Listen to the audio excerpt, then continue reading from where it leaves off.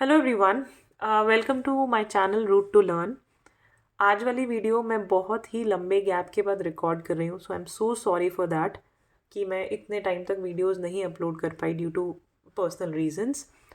Now I am back and मेरी पूरी कोशिश रहेगी कि आप लोग को कंसिस्टेंटली वीडियोस में प्रोवाइड कराती रहूँ और आप अपना बेसिक मैथ्स जो है इम्प्रूव करते रहो। सो स्टार्ट करते हैं बिना टाइम वेस्ट करे अपना क्लास 8th का चैप्टर नंबर 3 अंडरस्टैंडिंग क्वाड्रिलेटरल्स। पर एक और चीज़ मैं यहाँ पे रिक्वेस्ट करना चाहूँगी आप लोगों से, अगर आप लोगों को मेरी वीडियोस पसंद आ रही हैं, आपको मैथ्स मेरे पढ़ाने का जो तरीका है मैथ्स का वो आपको अच्छा लगता है, उससे कॉन्सेप्ट्स क्लियर हो रहे हैं, तो प्लीज़ वीडियो को लाइक ज़रूर करो। बहुत मोटिवेशन मिलती है लाइक्स देखकर। और मैं कोशिश करूँगी ज़्यादा से ज़्यादा आपको वीडियोस प्रोवाइड करूँ, ज़्यादा से ज़्यादा आसान तरीके से आपके सामने मैथ्स को रख पाऊँ। So now without wasting any time let's start the first topic. मैंने इस चैप्टर को अंडरस्टैंडिंग कोऑर्डिनेटर्स को 4 पार्ट्स में डिवाइड किया है टॉपिक वाइज। तो 4 वीडियोज़ में आपके बेसिक कॉन्सेप्ट्स इस चैप्टर से रिलेटेड सब कंप्लीट हो जाएंगे। फर्स्ट टॉपिक जो है आपका, उसमें मैं कवर करूँगी types of polygons and angle sum property. So शुरू करते हैं अपने फर्स्ट टॉपिक से। सबसे पहले देखते हैं, इस चैप्टर का नाम है अंडरस्टैंडिंग क्वाड्रिलेटरल्स। तो क्वाड्रिलेटरल्स को समझेंगे हम इस पूरे चैप्टर में, लेकिन क्वाड्रिलेटरल्स पर जाने से पहले मैं आपको ये बताना चाहती हूँ कि पॉलीगन क्या होता है। पॉलीगन क्या है, ध्यान से समझना पॉलीगन की डेफिनेशन। मैं कितनी भी लाइन सेगमेंट से जॉइन करते हुए कोई भी शेप बनाती हूँ, कोई भी शेप, चाहे वो ट्राइंगल है, चाहे वो स्क्वायर है, चाहे वो कोई भी क्वाड्रिलेटरल है, कुछ भी शेप है, इसको पॉलीगन कहते हैं। अब सबसे पहला जो पॉलीगन होता है वो मिनिमम 3 लाइन से बनता है। 2 लाइन से आप कभी भी कोई पॉलीगन या एक कंप्लीट शेप नहीं बना सकते। चाहे तो ट्राई करके देख लो, आप 2 लाइन ड्रॉ करो और try to complete this shape, आप जो नहीं कर पाओगे। सो 2 साइड्स का कोई भी पॉलीगन पॉसिबल नहीं है। हमेशा फर्स्ट पॉलीगन जो होता है वो 3 साइड से बनता है, which is a triangle. Triangle जो वर्ड है वो बना है, ट्राई मीन्स 3, एंगल मीन्स कोण, यानी कि ये एंगल्स, 3 एंगल्स जिसमें है वो पॉलीगन होता है ट्राइंगल। ठीक है। उसके बाद अगर साइड्स 4 हो जाती हैं, 4 साइड्स, 1 2 3 एंड 4, तो 4 साइड्स के पॉलीगन को हम क्वाड्रिलेटरल कहते हैं। क्वाड्रिलेटरल, क्वाड बना है, क्वाड का मतलब होता है 4, तो जिसमें भी कोई चीज़ 4 है उसको हम क्वाड से रिप्रेजेंट करते हैं, जैसे कि क्वाड्रेंट वगैरह। सो क्वाड्रिलेटरल याद रखना 4 साइडेड शेप होती है। अब इसमें भी बहुत सारे टाइप्स हैं जो हम आगे पढ़ेंगे, जैसे कि parallelogram, rectangle, square etcetera. Next आता है आपका, मान लेते हैं कि हमारे पास ये भी 4 साइडेड फिगर है, तो इसको अभी के लिए हम यहाँ पे डिस्कस नहीं करेंगे। आप लेते हैं नेक्स्ट 5 साइडेड शेप, जिसमें 5 साइड्स हैं, 1 2 3 4 एंड 5। 5 साइडेड शेप को हम कहते हैं पेंटागन। पेंटा रिप्रेजेंट्स 5, तो 5 जिसमें साइड्स हैं वो पेंटागन। इसी तरह अगर 6 साइड्स हैं, 1 2 3 4 5 एंड 6, जिसमें 6 साइड्स हैं उसको हम कहते हैं हेक्सागन। आपको नाम ध्यान रखने हैं, hexa represents 6, so 6 sided figure is called hexagon. इसी तरह अगर 7 साइड्स हैं तो उसको हम कहते हैं हेप्टागन। 8 साइड्स हैं तो हम उसको बोलते हैं ऑक्टागन। आपने ऑक्टोपस सुना होगा, 8 लेग्स जिसके होते हैं, 8 हैंड्स जिसके होते हैं, सो 8 रिप्रेजेंट्स ऑक्टा, राइट। सो 8 ऑक्ट, इससे याद रखना, जिसकी भी 8 साइड्स हैं वो ऑक्टागन होता है। नेक्स्ट आता है, अगर 9 साइड्स हैं तो हम उसको कहते हैं नोनागन। नेक्स्ट अगर 10 साइड्स हैं तो हम उसको कहते हैं डेकागन। डेकेड, दशक, 10 साल जब पूरे हो जाते हैं उसको कहते हैं ना एक पूरा डेकेड हो गया। सो डेका रिप्रेजेंट्स 10। तो डेकागन से आप याद रखोगे कि 10 साइड्स की कोई भी शेप होगी उसको डेकागन बोला जाएगा।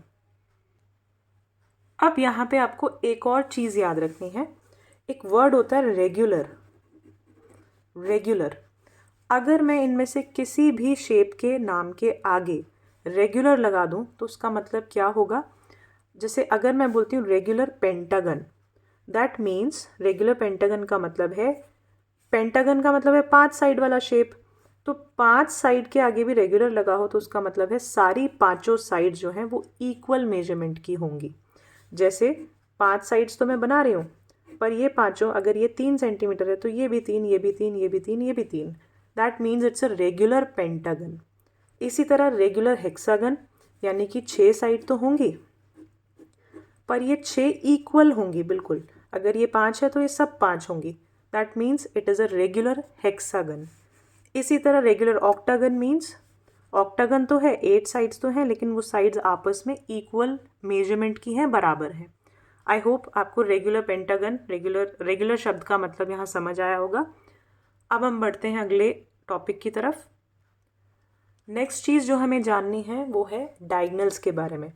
अब डायगनल क्या होती है, किसी भी शेप में, मान लेते हैं मैंने यहाँ पे एक क्वाड्रिलेटरल बनाया 4 साइड वाला, किसी भी शेप में अगर मैं दो वर्टिसेस को, आई होप आपको वर्टिसेस पता है, वर्टिसेस का मतलब होता है ये जो कोने होते हैं ना जहाँ पे एंगल बनते हैं, जहाँ पे दो लाइंस जो है आपस में मिलती हैं, इनको वर्टिसेस कहते हैं।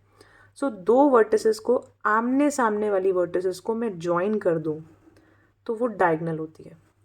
जो लाइन बनेगी वो डायगनल है। जैसे ये मैंने इसको ज्वाइन किया ऐसे, यहाँ मैं नाम दे देती हूँ A B C and D। तो A C से ज्वाइन किया मैंने तो A C एक डायगनल हो गई। इसी तरह B D से ज्वाइन किया तो B D एक डायगनल हो गई। ठीक है, अगर ये मान लेते हैं पेंटागन है 5 साइड वाला, तो भी आप एक वर्टिस को दूसरे वर्टिसेस से ज्वाइन कर सकते हो ऐसे। ठीक है, तो पेंटागन की थोड़ी ज़्यादा डायगनल्स होंगी। ठीक है, ये सारी उसकी डायगनल्स हैं।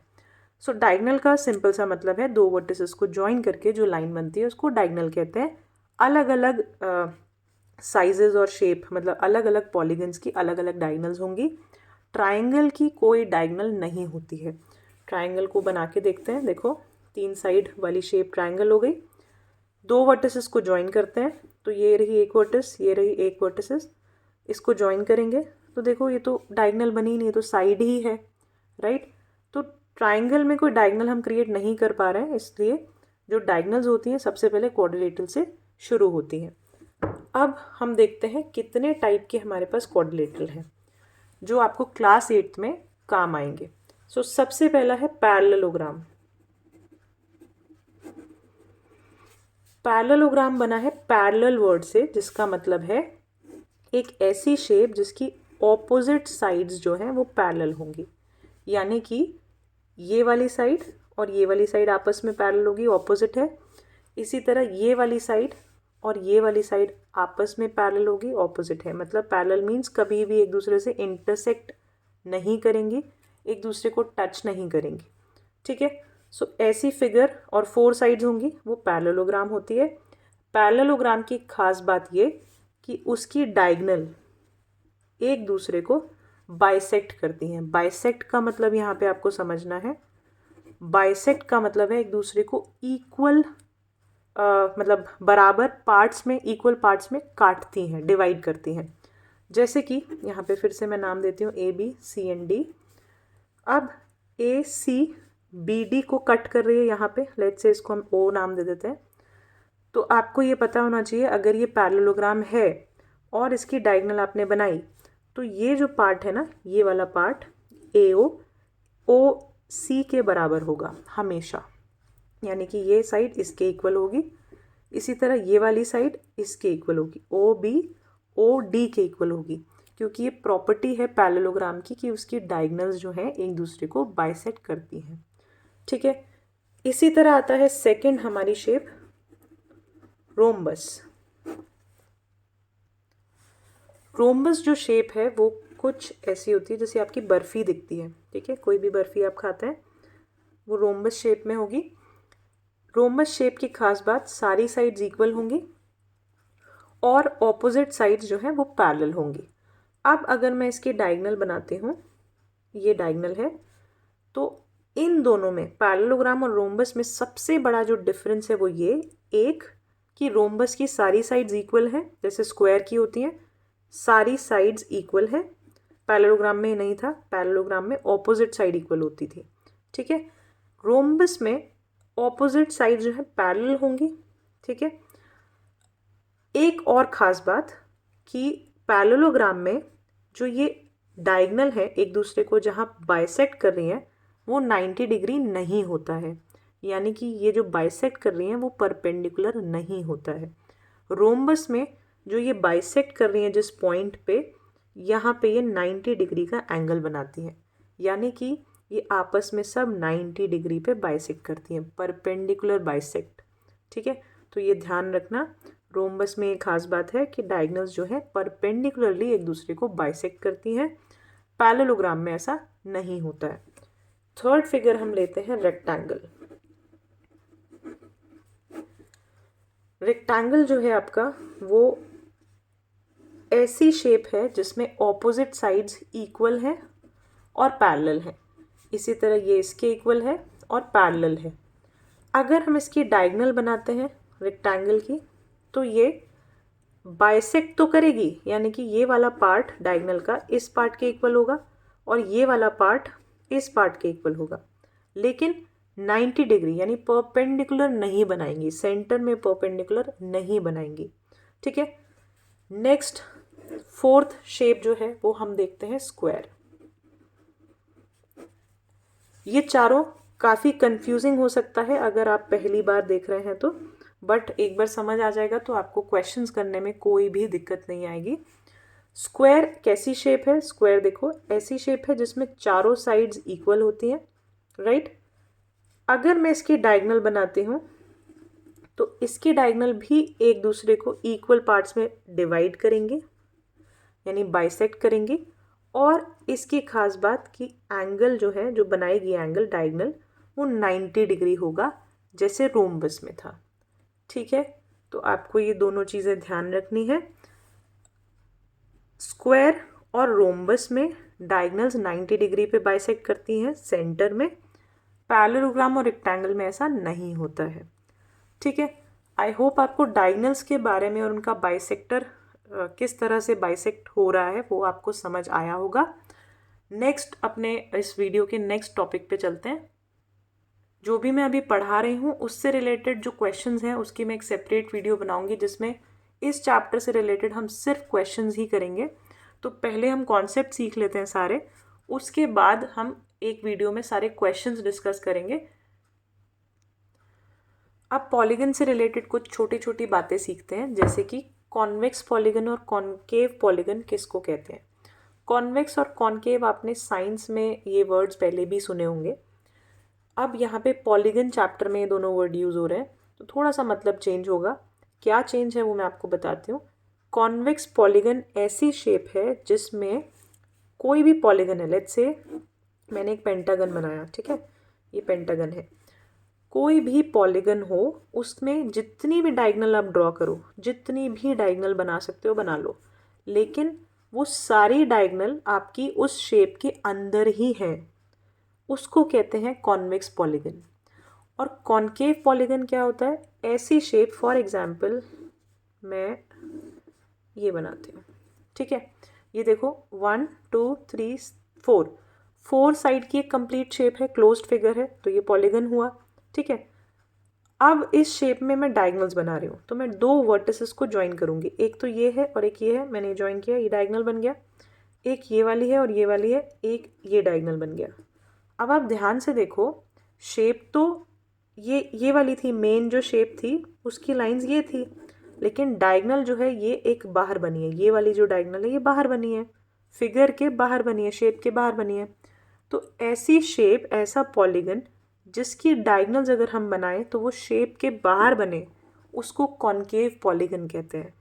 ठीक है, एक बार फिर से रिपीट करती हूँ, कॉन्वेक्स पॉलीगन वो जिसमें जितनी भी डायगोनल बना रहे हो आप सारी की सारी डायगोनल शेप के अंदर ही बन रही हैं, कॉनकेव पॉलीगन वो जिसमें आप जितनी भी डायगोनल बना रहे हो उसमें से एक या एक से ज़्यादा भी अगर शेप के बाहर बन रही है तो उसको कॉनकेव पॉलीगन की कैटेगरी में डाला जाएगा।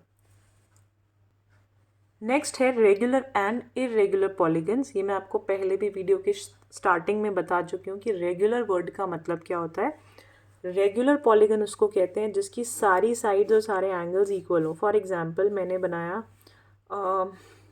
ये क्या बन रहा है अब, आई गेस इक्वल नहीं बन पाया, 1 2 3 4 5 6 7, चलो मान लेते हैं सारी साइड जो है इक्वल है, ठीक है।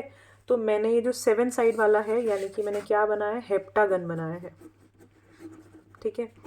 हेप्टागन है, सारी साइड्स इक्वल हैं तो इसको मैं बोलूँगी रेगुलर हेप्टागन है। इसमें आपके सारे एंगल भी इक्वल होंगे, आपको याद रखना है, ठीक है। रेगुलर कोई भी पॉलीगन होगा उसकी साइड्स भी बराबर होंगी और एंगल्स का मेजरमेंट भी बराबर होगा, इसी को कहते हैं रेगुलर पॉलीगन। इरेगुलर पॉलीगन क्या होता है, इसी का उल्टा कर दो, जिसमें सारी साइड्स और सारे एंगल बराबर नहीं होते। जैसे कि एक रेक्टेंगल बेसिक सी शेप है, इसमें सारी साइड्स इक्वल है ही नहीं, ये और ये ऑपोजिट इक्वल है, ये वाली और ये वाली इक्वल है, सारी आपस में इक्वल नहीं है, ठीक है। चाहे एंगल्स अब 90 डिग्री हो लेकिन साइड भी इक्वल होनी चाहिए, तो ये एक इरेगुलर पॉलीगन है। इसी तरह अगर मैं कोई ऐसे रैंडमली कोई शेप बनाती हूँ जिसमें सब पेंटागन है, लेट्स से सारी साइड्स अलग हैं, ये 3 सेंटीमीटर, ये 4, ये 5, ये 6, ये 2, ऐसे डिफरेंट डिफरेंट मेजरमेंट की हैं, तो ये भी एक इरेगुलर पॉलीगन है। इसमें सारे एंगल्स भी अलग अलग होंगे, ये अलग मेजरमेंट, ये अलग मेजरमेंट होगा, ये अलग मेजरमेंट होगा, सब एंगल्स अलग मेजरमेंट के होंगे, ठीक है। आई होप आपको मतलब समझ आया होगा। रेगुलर पॉलीगन का मतलब है जिसके एंगल्स और साइड्स इक्वल होते हैं सारे, इरेगुलर मीन्स जिसके इक्वल नहीं होते। अब एक और वर्ड है जो बहुत यूज़ किया जाता है, interior and exterior of a polygon.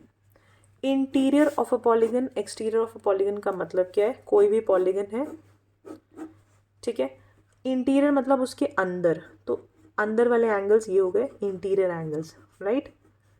इसी तरह अगर एक्सटीरियर की बात करें, एक्सटीरियर का मतलब है जैसे लेट्स से मैंने यही वाला पॉलीगन बनाया, ठीक है, ये हो गया इंटीरियर। अब मैं इस लाइन को साइड को आगे बढ़ा देती हूँ तो this is called exterior angle, right. इस साइड को आगे बढ़ा देती हूँ तो ये बाहर शेप से बाहर जो बन रहा है वो हो गया एक्सटीरियर एंगल। इस साइड को आगे बढ़ा देती हूँ तो ये हो गया एक्सटीरियर एंगल, शेप से बाहर वाला एंगल, ठीक है। आई होप आपको दोनों का मतलब समझ आया होगा। एक्सटीरियर मीन्स बाहर बनने वाला एंगल और इंटीरियर मीन्स अंदर बनने वाला, शेप के अंदर बनने वाला एंगल। अब हम देखते हैं इस वाली वीडियो का last topic which is angle sum property in a quadrilateral. तो क्वाड्रिलेटरल मीन्स 4 साइड वाली फिगर, उसमें एंगल सम प्रॉपर्टी क्या होती है, अपने ट्राइंगल में भी पढ़ा होगा, ट्राइंगल के तीनों एंगल का सम 180 होता है, वो ट्राइंगल की एंगल सम प्रॉपर्टी है। अब हम पढ़ेंगे क्वाड्रिलेटरल की एंगल सम प्रॉपर्टी। तो एंगल सम यानी कि सारे एंगल का सम, सम मीन्स एडिशन। तो एक क्वाड्रिलेटरल में जितने भी एंगल्स हैं, 4 ही होते हैं, चारों एंगल का सम हमेशा कितना होगा, 360 डिग्री होगा, ये एंगल सम प्रॉपर्टी कहती है। सो लेट्स से ये आपका क्वाड्रिलेटरल है, ये है एक एंगल, ये दूसरा, ये तीसरा, ये चौथा। तो जितना भी कोई भी शेप हो क्वाड्रिलेटरल में, कोई भी क्वाड्रिलेटरल हो, सारे जो चारों एंगल हैं उन सबको अगर आप प्लस करोगे तो वो 360 डिग्री के बराबर होगा। This is angle sum property, ठीक है। एक छोटे से एग्जाम्पल से समझाती हूँ। लेट्स से आपके पास ये क्वाड्रिलेटरल है जिसमें ये एंगल है 50 डिग्रीज, ये एंगल है 70 डिग्रीज, ये एंगल है 60 डिग्रीज, आपको ये निकालना है, ठीक है। तो आप क्या करोगे, बहुत ही इजी है, 50 डिग्रीज प्लस तीनों एंगल को सम करो। चलो चारों का सम कितना होता है, 360 होता है as per angle sum property. तो 50 degrees plus 60 degrees plus 70 degrees plus x, चारों एंगल को प्लस करने पे कितना आना चाहिए, 360 डिग्री आना चाहिए।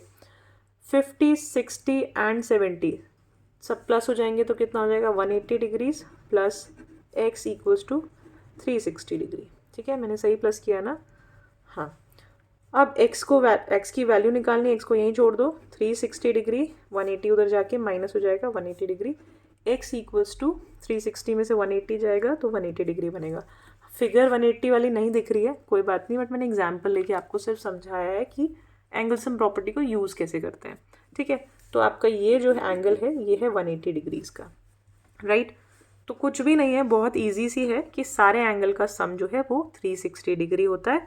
तो कुछ भी क्वेश्चंस आपके इससे आएंगे, एक एंगल निकालना होगा, अलग अलग क्वेश्चंस बनेंगे, वो मैं नेक्स्ट वीडियो में आपको कराऊंगी आने वाली वीडियोस में। पहले मैं आपको इस चैप्टर के पूरे कॉन्सेप्ट समझा दूँ, 3-4 वीडियो लगेंगी छोटे छोटे पार्ट्स में, क्योंकि एक ही वीडियो में अगर मैं पूरा रिकॉर्ड करूँगी तो बहुत लंबी वीडियो हो जाती है। सो छोटे छोटे पार्ट्स में पहले कॉन्सेप्ट्स पढ़ेंगे, उसके बाद हम क्वेश्चंस करेंगे। आई होप आप लोग को यहाँ तक की वीडियो पसंद आई होगी। प्लीज़ लाइक ज़रूर करो और लोगों के साथ शेयर करो, और अब मेरी पूरी कोशिश रहेगी कि कंसिस्टेंटली आपको लेक्चर्स डिलीवर करती रहूँ। सॉरी फॉर द गैप जो मैं 2 महीने से अपलोड नहीं कर रही थी videos. Thank you for watching.